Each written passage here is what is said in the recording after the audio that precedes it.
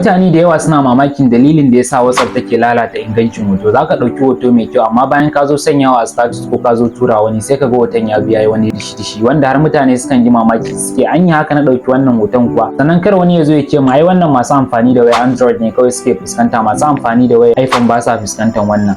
A'a ba haka bane, kowa yakan iya fuskantar wannan domin wannan daga WhatsApp ne directly. Dalilin da yasa ko shine WhatsApp tana rage kyan hoton ne da hasken hotunan domin idan kun zo turawa kar ya ja muku data sosai. Amma kyakkyawan labarin fa nan shine a yanzu za ku iya gyara wannan matsalan. Domin gyara wannan matsalan ko za ku shiga cikin WhatsApp ɗin ku kamar haka, sai ku shiga cikin settings, sai ku yo kasa ga nan inda aka rubuta storage and data, sai ku shiga cikin sa, sai ku zo nan ga nan inda aka rubuta media upload quality, to sai ku taba wajen photo upload quality din nan, sai ku mai da shi best quality. Ku sanar da ni a comment section idan kun gwada kun ga yayi, sannan ku yi liking, ku yi follow, ku yi sharing din wannan bidiyon ga sauran abokananku domin su ma su gani su amfana. Sai mun haɗa ku a next video.